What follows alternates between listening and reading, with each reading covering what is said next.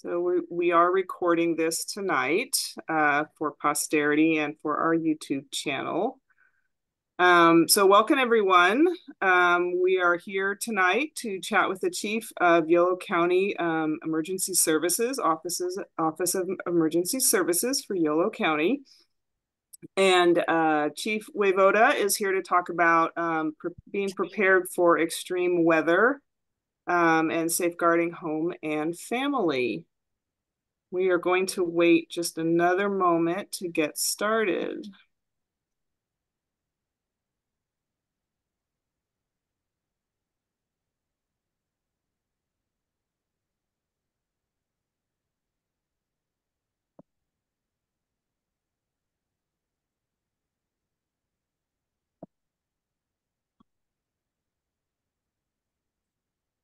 Looks like Maggie has video now. Fabulous. Hi, Maggie. Okay, Marcus just stepped away. Hate to start when he's just stepped away.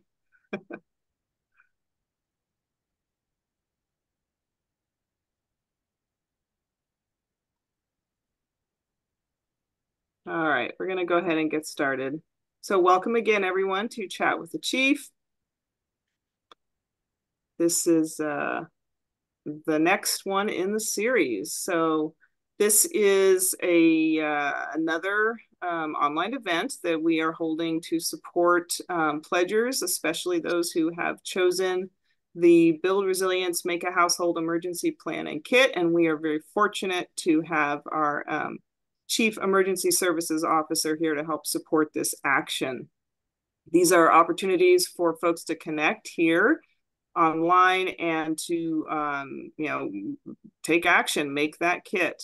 The video will be shared with participants, as I said, back with you and anyone who registered, and will also go on our YouTube channel. So I am Leslie Krenna. I'm going to moderate our Q&A at the end today.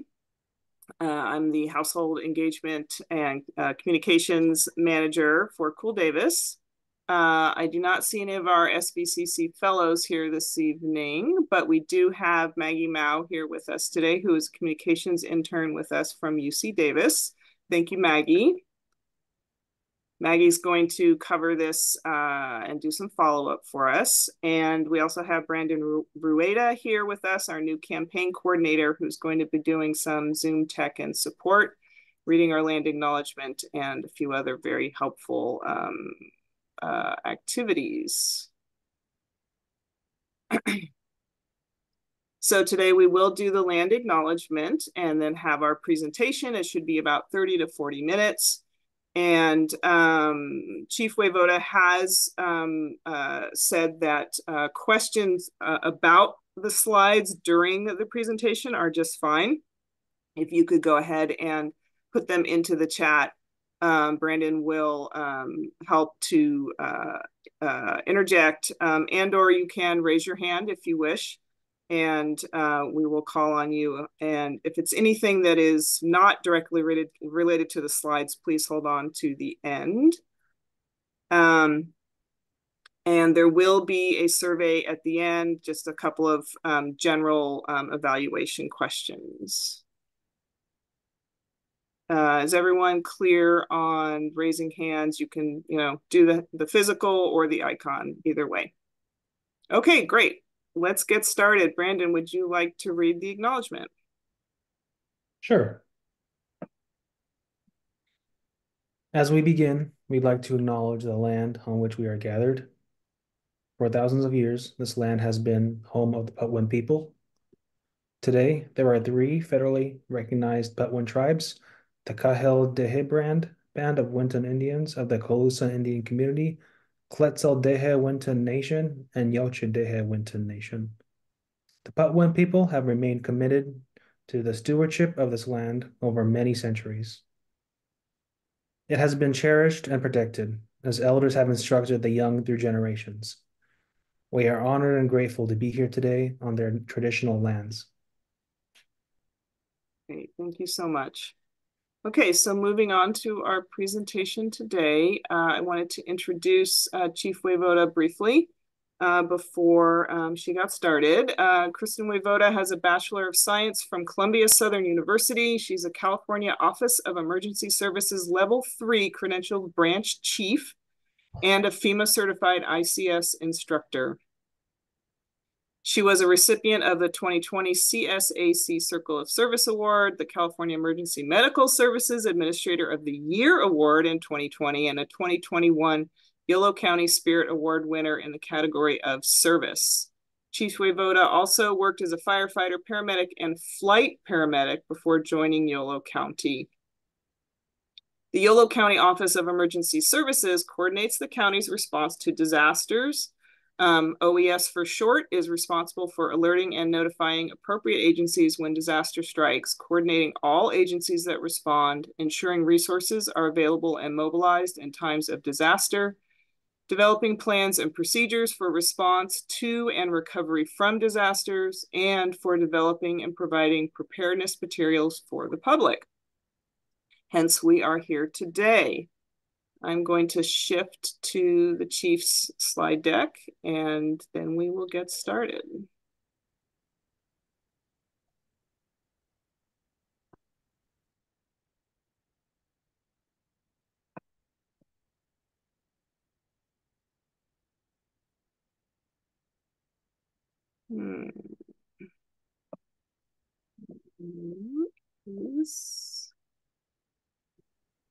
So if anyone has any questions, go ahead and put them in the group chat and we can get to them during the Q&A section.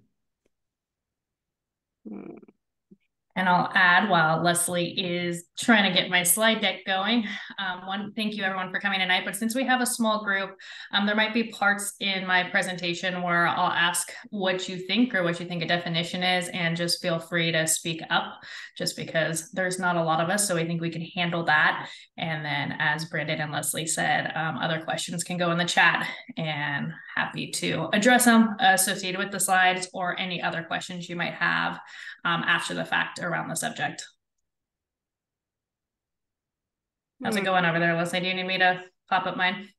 Yeah, my menu is disappeared and I'm trying to find it.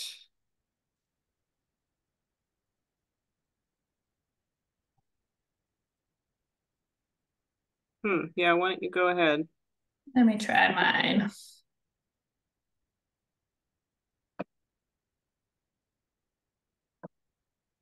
All right, can you guys see my screen?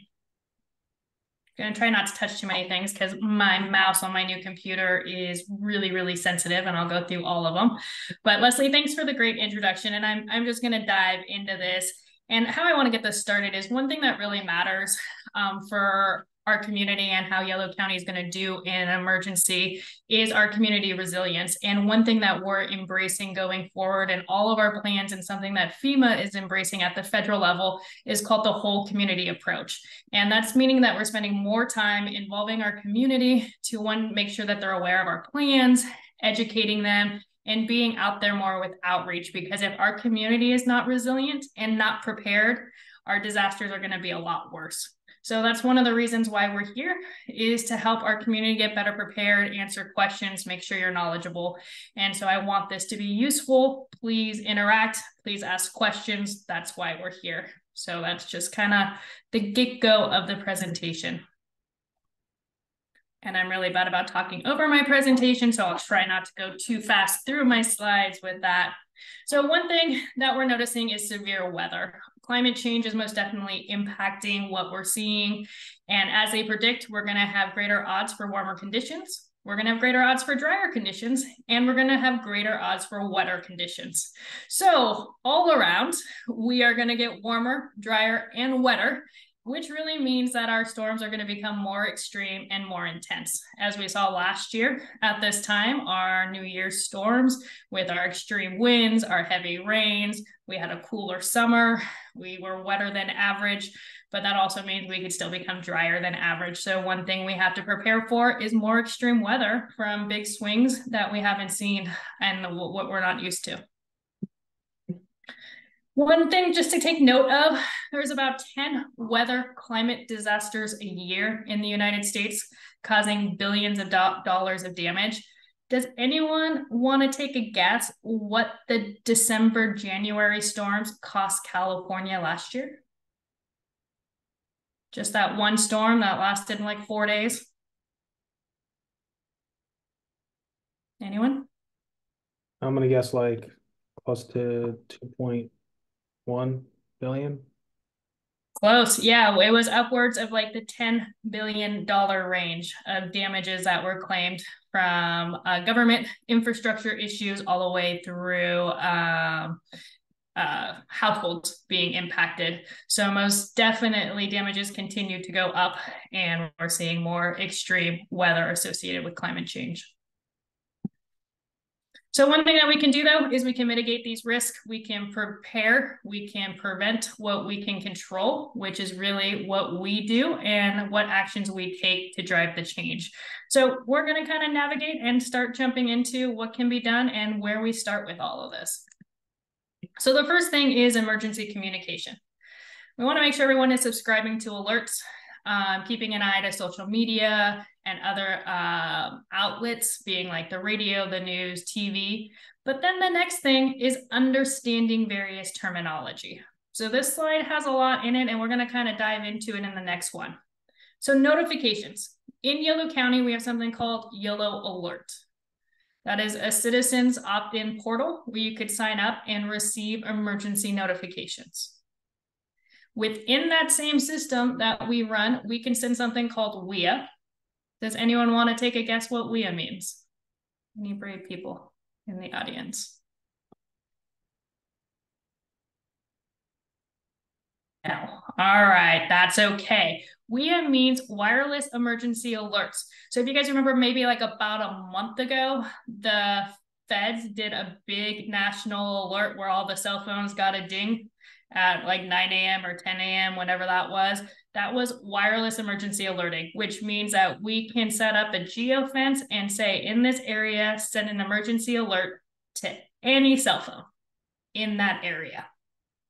The next one is EAS, and EAS is our emergency alerting system. So when you get that beeping on your TV that says an emergency alert is coming across, or that interruption on the radio, those are EAS alerts.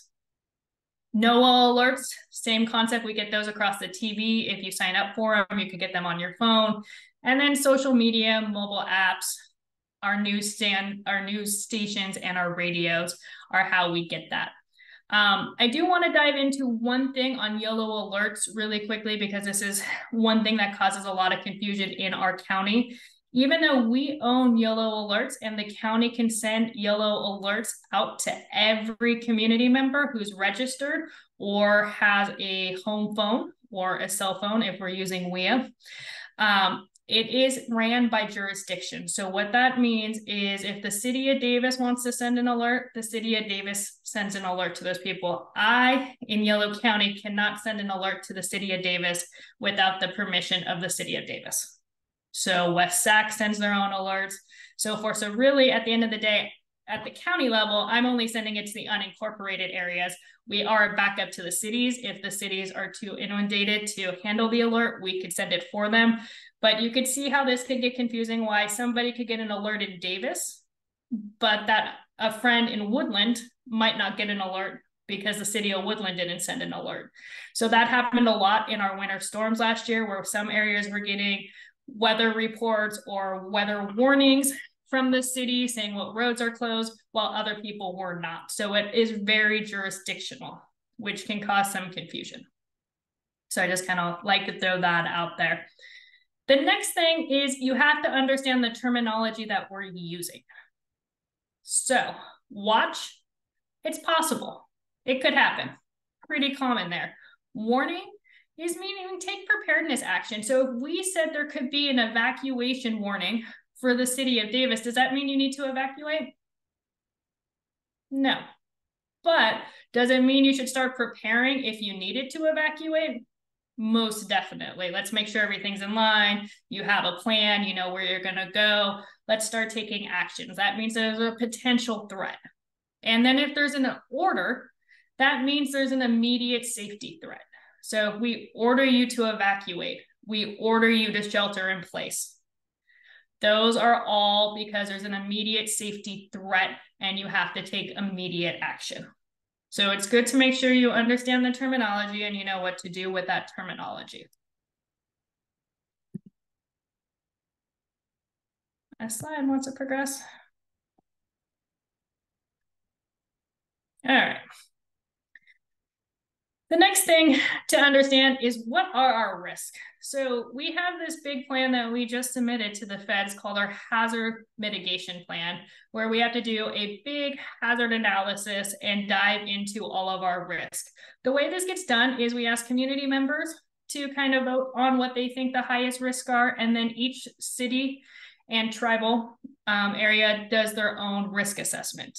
And this is how they ranked. So going across Yolo County, levee failure is our number one, then wildfire, drought, heat, you guys can read it. And then the risk score, so that's just the probability of it happening.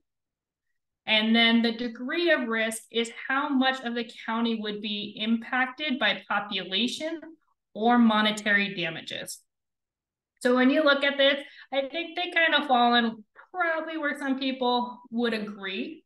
Some people might not. Go for it, Marcus. When you say the risk factor, for instance, levee failure is 12, is that in so many years? Is that a percent? What is the metrics that we're using?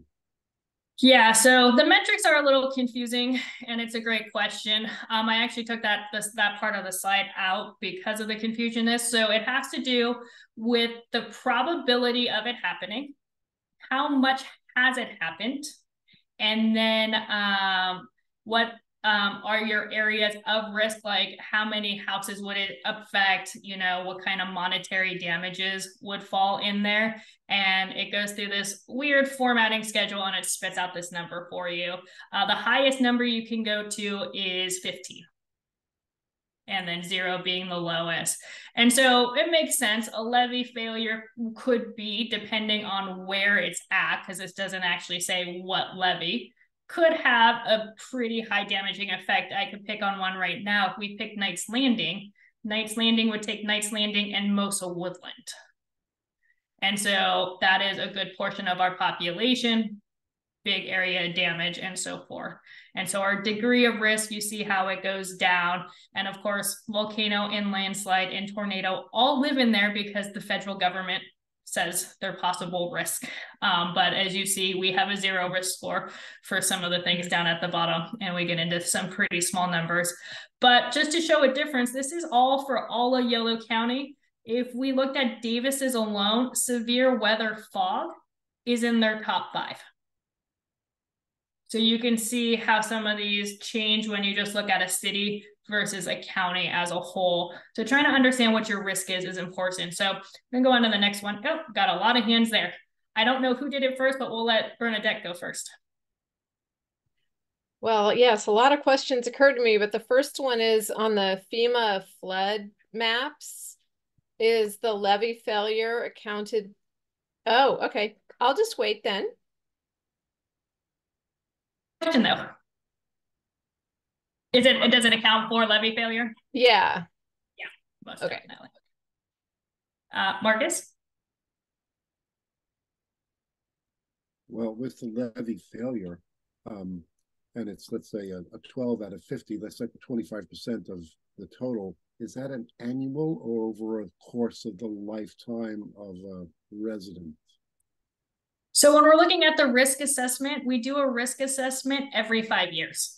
So every 5 years, it can change based on if we've had events take place, and then if a jurisdiction or somebody else, like the public, feels like this is a very strong thing. So we usually see wildfires go up when we've had some bad fire seasons right around the risk assessment. And so it makes sense that with all the floodings we just had and the rainstorms when we were doing this last risk assessment, that levees got higher on the rating. So they do change based on what's happening in Yolo County every 5 years. Just 2 questions on this. One is, so that means it is not a 25% risk that any levee would break in each year. Correct. And the other is, when was the last time a levee broke in Yolo County? 2017. Thank you. Yep. the 2017 floods that were right kind of associated with Oroville. And so, yes, it's not the risk of it happening. It is like the overall risk of what happens to the county if there is a levee failure. So going into Bernadette's question here, what is your area's risk? So I have two maps up here. One, I have our flood inundation boundaries, and then I have the state fire risk map on the other side. And so one thing that you see here, this shows our biggest risk. This is showing levee failure, too much water, so just going over the brim. This is showing all worst case scenarios. I could show you a 100-year map, a 200-year map, and so forth, but this puts it all just in one picture of if we had the worst day scenario in Yolo County, what it looks like. And as you see, the city of Davis becomes, in essence, an island. There are some ways to get out to the west, but going east, there are no ways of getting out of Davis if there's a severe flood. And then you see our other areas that are more our woodland. Our West Sac is pretty protected, but they become an island because they've done a lot of mitigation work to protect West Sacramento. And then our whole Clarksburg and Southern Yolo County takes a pretty good hit. So you can kind of see that Davis as a whole doesn't have huge flood risk, but the rest of Yolo County most definitely does and would impact the rest of the county. When we're looking at our fire risk, you see it's really our western border going into our Capay Valley is our higher fire risk. But that doesn't mean that fire risk doesn't exist everywhere else. As we saw in Sonoma County with the Sonoma County fires, you get the perfect weather day, a fire starts, and anything can burn at that time. So this is solely talking about wildland fires versus the risk of anything burning. So kind of throwing it out there, since this is a cool Davis discussion, what other risks do you think are very high in Davis? Leslie, is that your hand go up? Yeah, I'm going back to the flood map. If you don't mind. So I am actually in Woodland, and I believe I'm seeing, I think that this sort of lavender color is the 100-year flood. Is that what AE refers to? Yeah, that is more of a 100-year flood. So correct. Okay. And does this indicate, this does not indicate quantity of water, level of water, just that there would be some water. Okay. There would be some water. And so we could use this for some predictive stuff. We have some predictive software that we would use, like let's say if Knight's Landing really broke and water came over, we would be able to predict how much of that would flow into Woodland.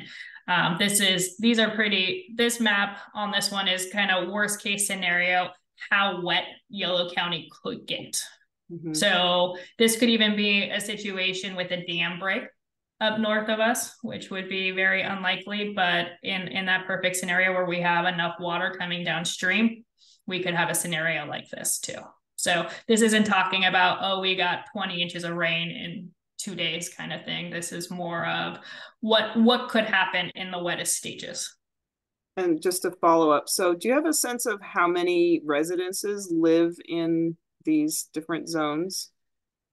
We do have analytic software, and we're looking at purchasing a new analytic software that could take weather and plug the weather in and using an interface with current stats and they've interfaced with many internet software companies to give us real live numbers in a given moment up to how many cars could be in that area, dogs, cats, people. And so I'm looking at hopefully getting that going in fiscal year, or not in fiscal year 24, calendar year 24, to provide us more information. We do have in our current software, if we pulled out an area or geofenced it, we could pull out an estimate of how many homes are in there based on tax recording documents.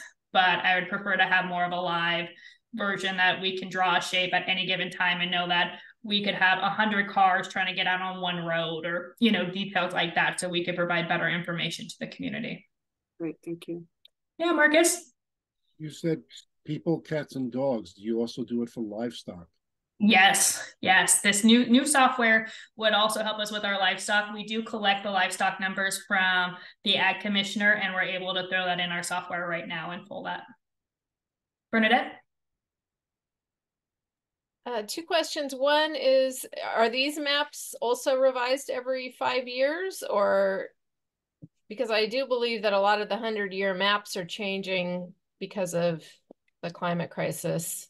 Yes, they are changing. So the map I'm showing you right now was just revised in the last year. And then they do get revised on a regular basis. And they do get updated after a large mitigation project is completed too. So if there's like reinforcement to a levee, things like that, it will change the flow. Okay.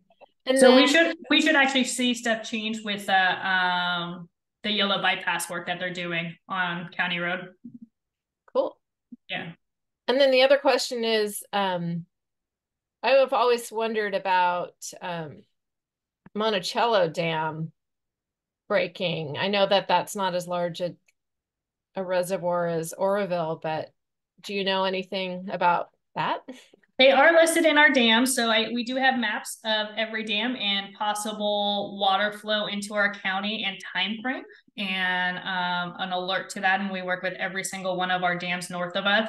That one does not impact us as much as long as everything else is in good working order. It actually goes through the normal flood streams and we can handle the water. It's one of those things, it's always that if everything is in great condition, there's not a big risk. But I can tell you a lot of our stuff north, even if we were talking about Cache Creek, like Indian Valley Dam, we have up to, depending on the flow of water, to anywhere from 24 to 72 hours from the time of notification to it actually hitting us downstream. So we do have some time in there if there is a dam break, but Monticello is not horrible in the groups of dams causing a risk to us. Any other risks you think are taking place in Davis that top your mind? Fires, flood? Urban conflagration. Yeah. Anything else? Extreme heat. Extreme heat, yeah. What about power outages?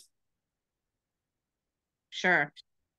Yeah, because those aren't fun. And we have no control over those. All right, so let's start diving in there. So let's start talking about this a little bit more. I'm not going to go into all the extreme weather that we could see. I think everyone knows what we can see, from high temperatures, cold temperatures, high wind, water, all those great things most definitely can impact us. But the big thing is, are you prepared? Out of our small group here, let me just see if you guys raise your hands, even though Bernadette still has her hands up, but we'll let it go. How many of you have an emergency plan? Like, truly have an emergency plan. You know what you're gonna do. You got stuff prepared. How many of you, and we're gonna dive into all of these, so don't you worry. How many of you have an emergency kit prepared that you could grab and run with right now if you needed to? Right. Do you know what's in your house and where things are, like where you could turn them off? What you can use, what you can't use? Yeah, some of the basic stuff. You know how to turn off your gas. If you have gas, turn off your water.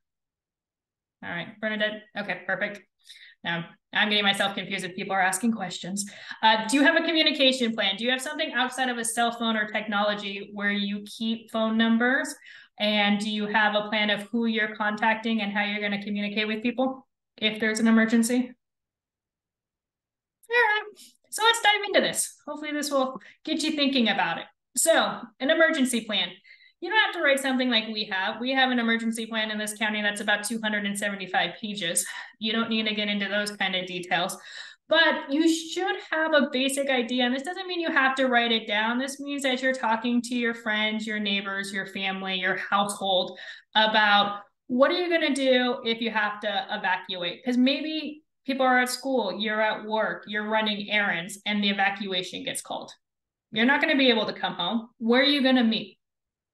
What is that meeting place? Or, I like throwing this one out there. I hate to say this, but if you're out at a concert or at a public event, do you have a meeting place before you walk into that? If you're with a group of people, if something bad went down, where are you guys all meeting? Same kind of concept. Talk about this, have a plan. assign specific roles to family members of, hey, Marcus, you're going to be gathering the supplies that we've packed up. Hey, Robin, you're going to be contacting our communication plan and getting that going. You know, assign roles, give everybody duties to do. If you have pets, make sure you have that going. Create an emergency contact list, and we'll get into that a little bit more with communication, but important numbers. You know, as much as we would love to think we'll have our phones and they'll be working, what if we did get hit by a big earthquake and parts of your house have crumbled and you can't find your phone? How are you calling people? What numbers do you know? I could probably count 2 phone numbers that I know by heart, and one is my grandmother, and she's not alive anymore, so it's not going to be too helpful for me. And then my mom lives out of state, so I don't think that's going to be helpful. So, you know, think about those things. Do you have a list of your medications? Because maybe you weren't able to grab them or they were damaged, or you weren't home when the damage took place, and now you need your medication. Where do you keep this stuff? You know, it's the emergency plan is more thinking about these things and starting to put it into action. And then the biggest thing, and we're all at fault for this one, remembering to review and update it and continue to discuss it. I can tell you I have an emergency plan. I can tell you I have an emergency kit, but when was the last time did I check it?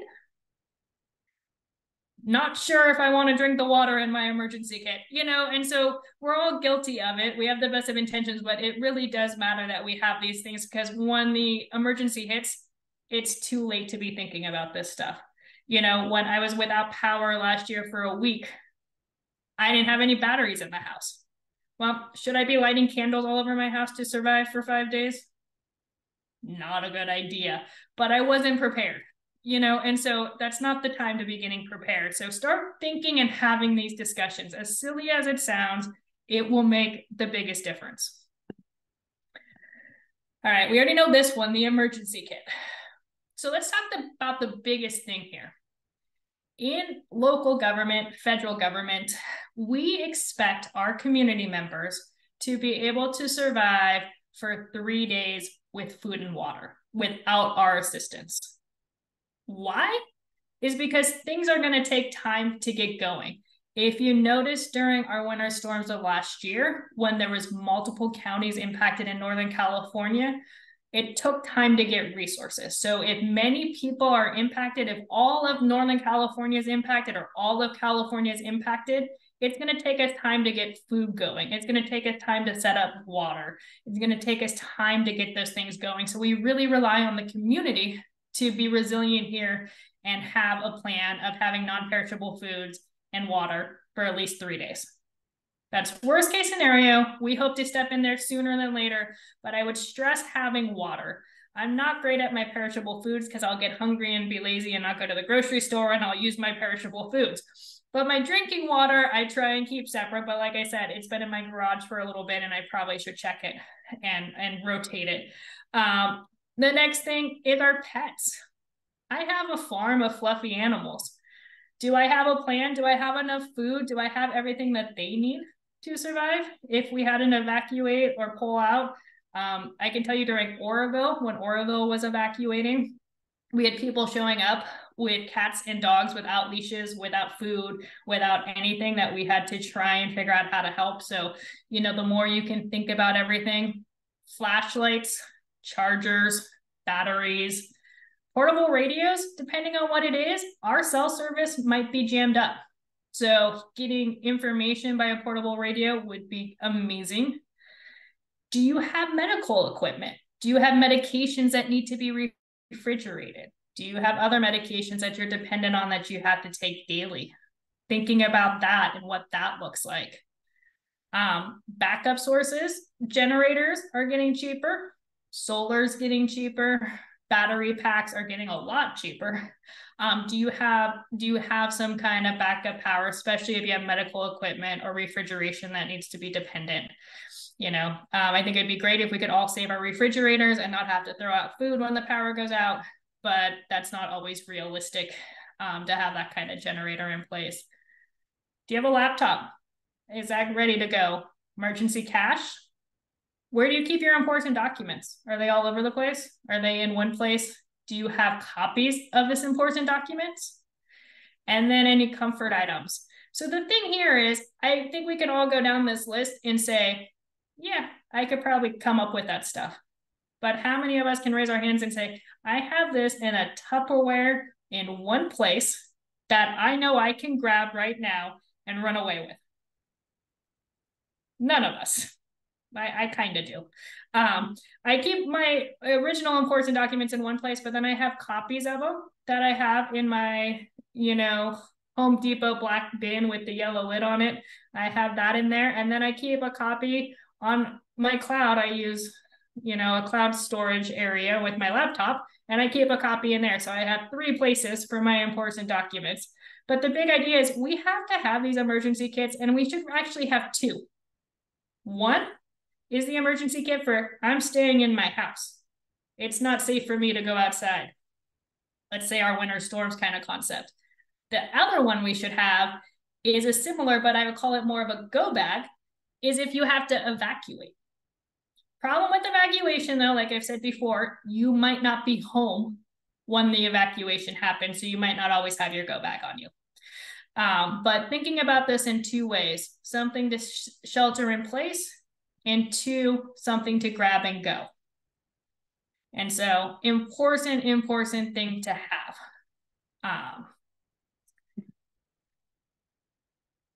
And so I kind of already talked on that one, changing these items. I could grab, if I'm home, my big tub and take it with me. But maybe if I'm going to evacuate, what are some other things I might want that aren't back on this list?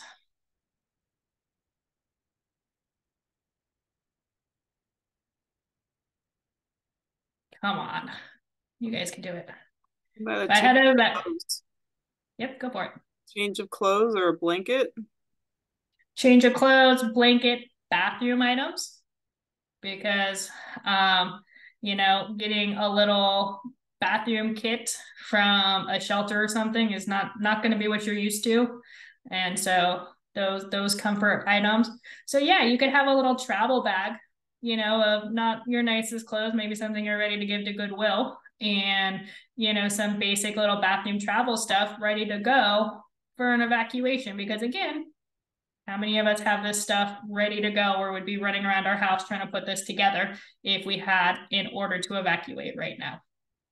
So things to think about there. I know we all think about it, but it's actually doing. That's the tough part here. The next part is that communication plan, as we were talking about, is having a list of phone numbers of addresses not in your cell phone. As dependent as we are on them, we can't promise that they're always going to be working, that you're going to have a charge, or depending on the incident, that you're going to have your phone. Making sure that, you have a meeting point with your family or your friends.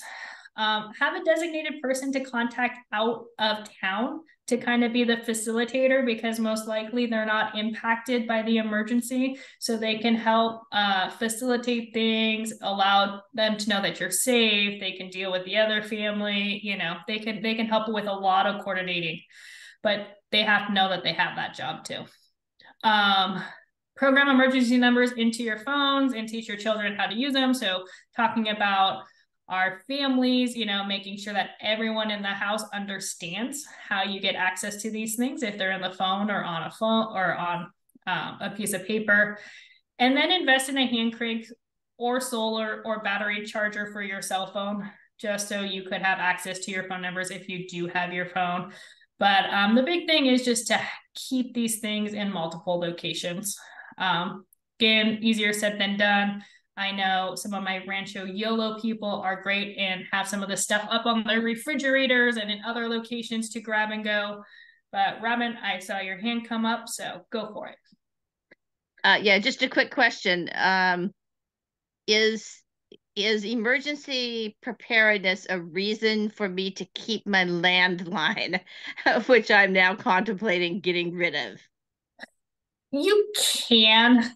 So we do pay the phone companies. You know how we used to get our phone books, but those don't exist anymore. We pay for the phone companies to give us the landlines in Yolo County, and we upload them into our Yolo alerting system, and we use that as a reverse 911. to contact all landlines.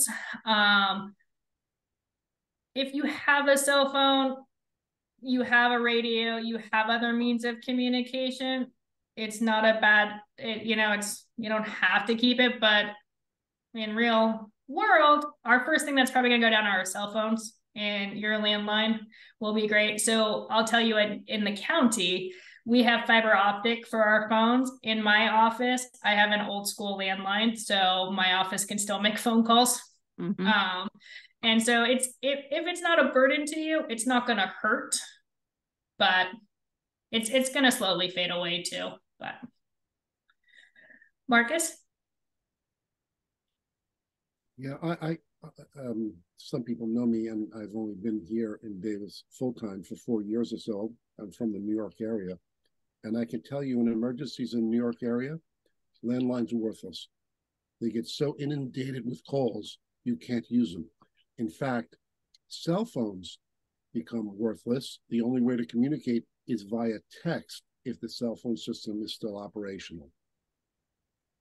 Just it is true. There is no great way of communication. They all end up failing at some point. We have in our communication plan old school of door to door, or a microphone over a speaker going through neighborhoods. We got to build redundancy. So I don't think there's ever any hurt in having redundancy, but realize all forms of communication have their failures. And thank you, Marcus, for bringing up how nothing is perfect. Because that's for sure. That's why having a communication plan in many ways to do it is great. Juliet, I see you push your hand up. Yeah, I'm sorry I jumped in late, and so I apologize if you've covered this, but I'm thinking more along the lines of also how to respond at a neighborhood level, and how do we get organized around as a neighborhood, as a block, as a community, to deal with these emergencies collectively. So I'm thinking about, like, do you have a recommendation for example, assigning, responsibilities within the neighborhood to keep track of people that are vulnerable, that might need extra assistance, but to not just protect our families, but to go beyond that and actually think about our neighborhood resilience to emergencies. And I'm thinking a lot about, the lessons learned from the pandemic even, and a lot of the messaging that we got during that time was, like, I think instigated a lot of fear. It caused a lot of, it was mixed. There were some mixed messages. I think that one of the more important things was actually to get out and have exercise every day and not let kids get so isolated. So, like, how do we also organize ourselves as a community to minimize the impacts of disasters that can be traumatic for our most vulnerable community members, for young people, so that we can exercise our, like, collective response to show that we can take care of each other, and that in and of itself, rather than just an individualistic approach to responding to emergencies, can actually be what protects people from the trauma of alienation, of feeling vulnerable, of being on their own, et cetera, et cetera. Yep, and that is a perfect segue, because that was my next part of my communication plan, is getting to know your neighbors. And so not always easy, some better than others. Some neighborhoods are a lot more friendly than other neighborhoods, but the big thing is getting out and getting to know your neighborhood, getting to know your neighbors, checking in on them, introducing yourself. One thing that we recommend, not always feasible, but we recommend trying to start a phone list with names, address, their address and their phone number, because as much as I would love to remember all my neighbors who live on my street, that's not realistic. So I need to know what their address is to correlate to their phone number, and then getting that out and sharing it with your neighbors in hard copy and virtually via email. And like you said, the biggest thing is, if you know your neighbors, you can go check on them. So let's just say there's an evacuation warning. And I know an old neighbor I used to have, she's 103 today. She still lives at home in my old neighborhood. I would want to go check on her because all her family lives in the Bay Area, and be like, hey, do you have a way to evacuate if needed? Do you have stuff prepared? Can I help you? Can we get this together? Here's my phone number. I'll call you if we need to evacuate. You know, take that charge to get to know everyone. Because again, as we say, going back to like that idea of having 3 days of food, we also expect some people to be able to rally together and start checking on each other and figuring out what the needs are. Maybe you're getting text messages, but your 103 neighbor does not get text messages. So they don't know what's going on the same way. And maybe they canceled their landline because they can't afford it, or they just didn't see it being useful anymore. And so being able to let them know and involve them and know those people. So yes, it's very important. That goes into that whole community approach that we need to get to know our neighbors. We need to get out there and try and start the neighborhood thing. I think the easiest one is starting with that phone number list and distributing that. And then, you know, if something goes down, you're able to start calling or texting people. And sometimes you start seeing it being used in other ways of, hey, I have a tree trimmer coming tomorrow. And it just increases that communication and working together. So I really appreciate you bringing that, Juliet, up. Moving into our next one, and kind of goes into knowing your neighbors too, because we have to talk about how we help some of our access and functional needs neighborhoods, is identifying your evacuation routes and having multiple paths. You know, we don't always think about it, but it's good to think about in your neighborhood, what are your ways out? I know a lot of, if you look at our evacuation zones right now in Yolo County, a lot of them say pole line and Mace. Well, we know most of Davis is not going to get out on pole line and Mace. And so, you know, looking and having an idea of how you can get out, packing your essential items. So kind of that go bag, making sure you have that. And the second thing is have a plan. Do you guys have a plan if you had to evacuate right now, where you would go? Anyone? Maybe. Group text message and see who answers. But no, like truly have a plan. Like, where could I go if I can't get to Sacramento? Do I have anywhere to go on the bay? Do I have anywhere else to go in the other directions? Do I have anywhere if I had to go north to Woodland? Those kind of concepts. Maggie? Yes, I'm sorry. Did you say pole line, like Mace to pole line? Well, there's just a lot of our evacuations route. If you look at them, some of them say take pole line, some of them take Mace. Like they all get very centralized on big roads that are going to get congested very quickly. Oh, okay, I got you. Thank you. Just realizing that there's many ways out versus one way out, and kind of going back to that software, I'm hoping to implement that is smarter. It will give us real-time traffic during an evacuation and help you navigate out. So going back to having a plan and where are you going, that's another part where checking with your neighbors, especially ones that you know have access and functional needs. I can tell you during COVID, that was huge. We had many people contact us and say, hey, I have a neighbor who I think is in his 80s. He doesn't have transportation, doesn't have this, and he really needs to get the COVID vaccine. Can you help? You know, being able to be that advocate to take care of your neighbor and see if they have a plan or know where they're going to go. If you have pets, can you take your pets with your plan? Do you know where you're going? I can tell you in Yolo County, we'll always stand up shelters that accept pets. That's just a #1 thing. We're not going to try and separate humans from their fluffy animals, but make sure you have a plan and an idea where that's going to go. And that's it. That's the other thing too. We want to keep you with your fluffy animals because sometimes those are our comforts and they go both ways of making sure we're taking care of each other during these times. And then the big thing is to follow any instructions. If we're giving warnings to evacuate, start preparing. Start making those phone calls. Do you have a place to go? Do you have your stuff together? It's a lot easier to unpack that stuff than to be told 5 minutes later that you have to evacuate and you're not prepared. So take our information, you know, and follow that instruction as advised. Warning, start taking actions. Order, now you really need to get out of there. There's an immediate threat. So the big thing here is staying informed, you know, about community emergency plans, evacuation routes. And I'm going to go back to what Juliet said. Community emergency plans can be your neighborhood plans too. You can have your individual plans and then you can rally and try and get a group of your neighbors together and come up with it. Our Cape Valley has done a great job of starting their own little volunteer organization up in Cape, taking care of their residents and figuring out how they evacuate, who needs help evacuating, who has extra food. And they've come up with their own little Cape emergency volunteer group of how they take care of each other. And so, get involved, get out there. Don't be afraid to be that person who goes out on the street and hands out flyers saying, hey, let's all share our information. Let's talk about this stuff.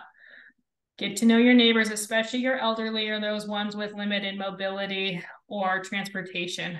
That is huge. Robin? Yeah, I was just going to point out that a lot of neighborhoods have neighborhood associations, and that's a structure which is in place. I mean, not a lot of people come unless there is some sort of crisis or perceived threat. But it certainly could be used as a vehicle for organizing phone numbers and, shared rides and checking up on people who we know need extra help and so on. Great addition, Robin. Leslie? I'm wondering about shelters. There's been talk in the Cool Davis Coalition about a resilience hub of some sort, especially concerning extreme heat events, but various other reasons why people might need to evacuate. And just generally the existing shelters in Davis, at least the ones that are open to the public, large facilities, seem not adequate in terms of size, in terms of backup power. Is that city by city? How does that work?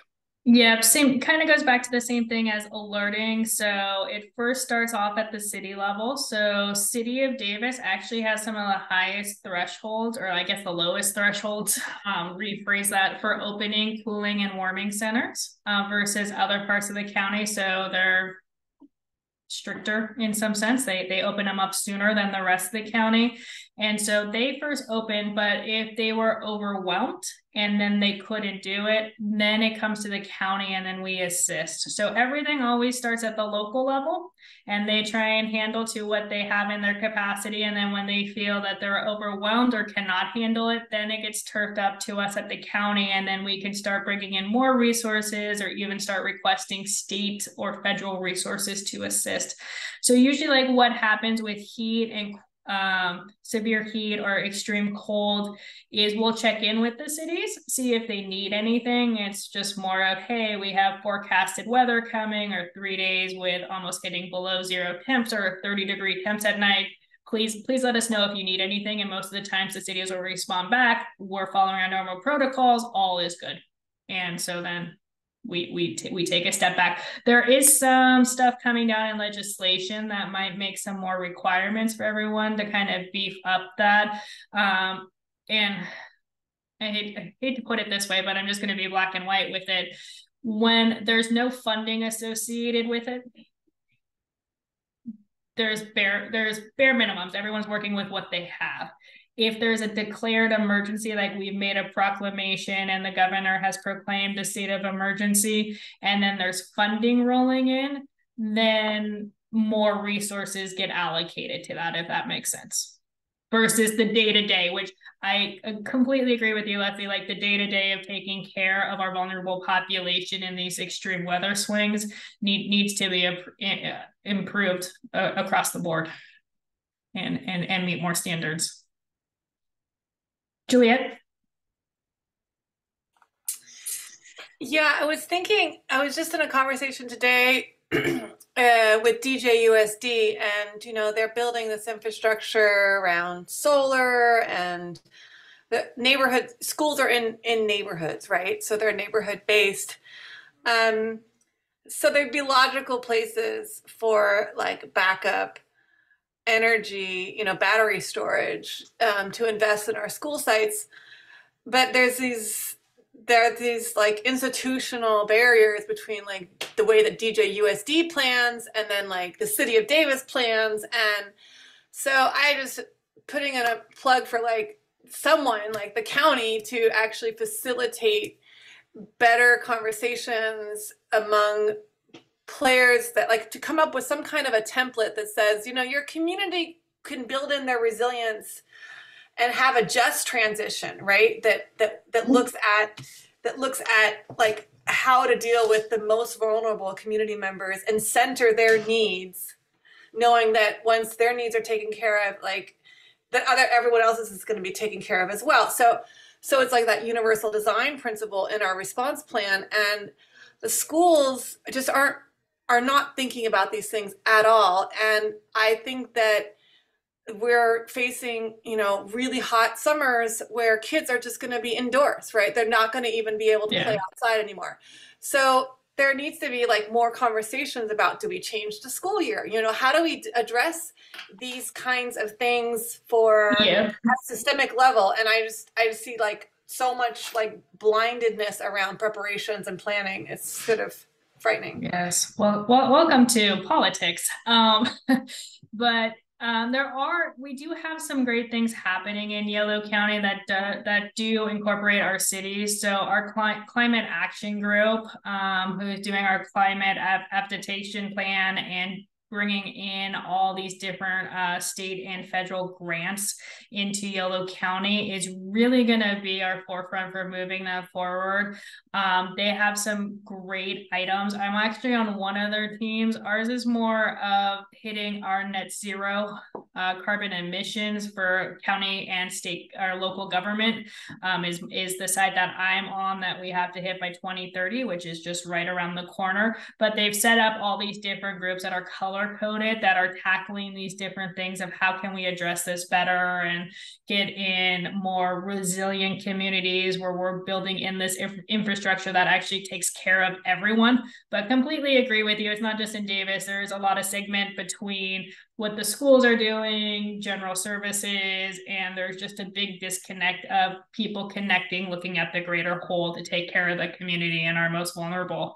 So totally hear you there, but I do think our climate group is going to be addressing that in their groups and really trying to move it forward and pushing it strong. And luckily our board of soups, who, you know, have a lot of involvement with the cities, are really pushing this climate action and really trying to figure out how we lead by example in Yolo County for the rest of California. So I'm hopeful, but I do hear you and I do see exactly what you're talking about. So thank you for bringing that up. Robin?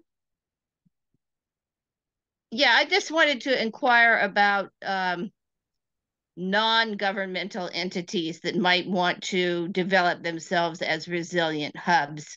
So I certainly agree with Juliet's point about the challenges of getting even two different government, you know, jurisdictions, different kinds of districts to work, but places of worship, or even, you know, businesses that have the kind of facilities where people could shelter. Are there any real barriers to that you see? And do we have any examples you already know about in Yolo County of say a place of worship that's made itself into a resilience hub, you know, not only for its own members but for its surrounding area? I have seen more places of our faith of worship open their doors during extreme heat and cool weather days for their community. I think the big thing is it's just not well shared when they do it. You know, their reach isn't as great. They don't always have the connections with city or county PIOs to get the message out. So unless, you know, it's something that you're following or you see on social media. So I think there's areas to improve there. I think some of the barriers and some of the challenges that come up with that is making sure that they're also safe for the community to go to. We saw this during the Camp Fire or the Paradise Fire, that a lot of people opened their doors because there was a massive need for sheltering and the local shelters weren't doing it. And so all these people opened doors, but they were very inadequate and they were unsafe. And you don't know who's staffing them and what's going on. So I think, you know, where this is that weird part of getting government and privates to interact a little bit more. At the county level, we're working on creating a lot more MOUs with these organizations. So if we need to pull the trigger on a bigger Yolo County scale, we have a lot of options. But I think that's something where cities can be improving a little bit on, is creating MOUs where there's then that connection so they could share. So if this place of worship is opening up during these heat events or these cold weather nights, they're able to put it out there. The public knows it's vetted, it's safe, and able to go to. So yeah, I think for the most part, we do need to rely on everyone to make these things work and think outside of the box, but then making sure that we're doing it safely too. As much as I would love to trust every human out there, some don't always have the same intent. Leslie? Thank you. So we're at time. I'm happy to go over if you are willing or interested in that, if there's interest among the group to continue, or should we end? We only have really the end. Okay, you got a couple more slides. Okay.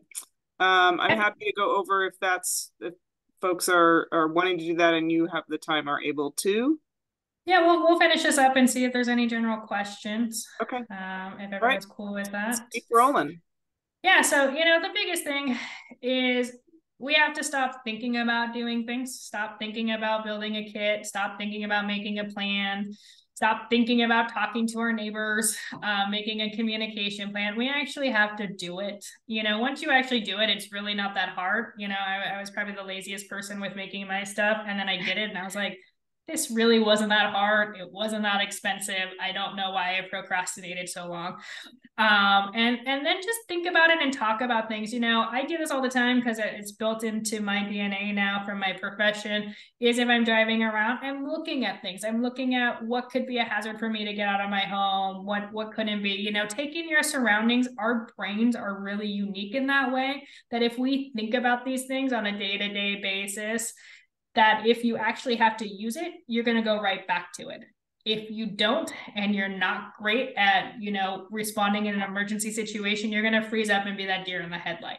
And that's why I say, talk about it, do it, get out there, put it on the top of your mind, because if you follow these things, it is going to improve surviving all of our severe weather so much better. And it's going to help us as a community and us as a government make sure that we're all safe and able to put our resources where they need to be. Because really, we want to first take care of life in any emergency and then safety. But if everyone needs help, our resources are too thin. But if we could kind of focus it down, we can make it work. I don't always do this, but one of my big things that I pushed when I came into this position, I've been in the county for over 10 years now, but when I came into this position about a year ago, is that I want the community to be able to get a hold of me. I want to be of value. I want to make sure we create community resilience, outreach, education. So we have our general OES at yolocounty.org. That is monitored 24/7. We have a duty officer program. There's always one of me or my staff members looking at that email or answering a phone. I put my email down there, but I also put down my work cell phone. So if you have a question and you need information, I don't answer my desk phone because spam takes over that phone. Like there's no tomorrow in telemarketers. But my cell phone is on this slide. Feel free to text or call because we need to be a resource to our community and help.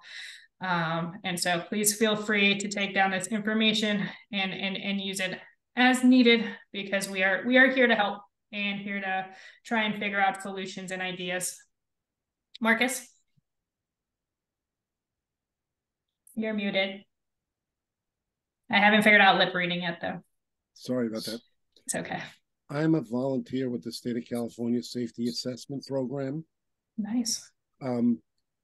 If there's something in Yolo County that they need professional assistance with, do you access this list of people as well, or does it only come from the state? We do. So if it's specialty areas, we go through the state and then they'll deploy people to us for that. Thank you. Yeah, no, it's great to know. Leslie? Yeah, I'd like to continue that conversation about community organizing. And the thought that's coming to mind is that block captain concept that's used with Community Watch. I know that that's sort of a non-profit, it's not a managed or led by a civic entity. Grassroots. Yeah. It is correct. Is there potential for the county though to promote or expand or create at least a template that framework for neighborhoods, so there's just some simple guidance on, hey, assign a block captain, and here's the resources. Is that something that is possible for the county to take on?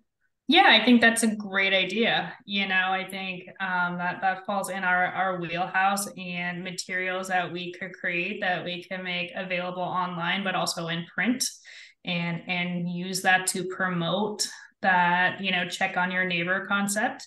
And maybe we can even come up with a more catchy yellow name that people will want to use and be a part of. I'm all for creating new things that people haven't done yet. But I think that's a great idea, because sometimes I think it's just, where do you get started, and what does it look like? And so I think that's a great way to remove that barrier and provide that. Great. Yep. I'll start working on that one, Leslie. Great idea. Great, thank you. Yeah. Just another thought about a resource is also youth organizations often will take this on, at least for the kids and their families, but they might be able to have again a neighborhood focus as well, or service groups like Rotary or Kiwanis or Lions or whatever. Those might be resources that could be deployed as well. Yeah, no, those are great groups, and sometimes kids are the best at organizing things too. There was a handful of studies about that sometimes they have the greatest impact, because they're not afraid to get out there and do it. And adults were a little bit more hesitant sometimes. So no, those are great ideas. But yeah, I'm happy to run with all those things. Like I said, we're here to try and really do a lot more outreach and figure out, what do our communities want, what do they need, and how can we get them what will make them more resilient and be actually helpful.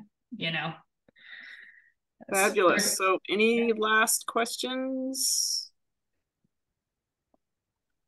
Wow. Chief Voivoda, thank you so much for your time, your knowledge, and just being so accessible and willing to, respond to the thoughts of the group here and the community in general. I'm really appreciative. Of course, I'm happy that you invited me, and thank you for all coming on tonight and taking time to listen to me talk about some random emergency preparedness for you. But please make sure stop thinking about it and do it. We're all at risk for that one. Right. Maybe everybody here make a plan right now to make a plan. Everybody pledge right now. Everyone in this room, we're going to make our plans. Make your plan. And don't forget your comfort items. Like I'm gonna divulge, in my emergency kit, I do have a bottle of wine, red wine, because if I'm gonna be stuck in the dark and cold, I'm also gonna try and enjoy it too. So don't forget to also do those things that will make you feel good, because like Juliet brought up, the mental health and the trauma of these events too are huge. So don't forget those aspects. All right. Thank everyone so much for being here. Have a lovely, stay cozy and warm, and be prepared for the storms next week that are coming.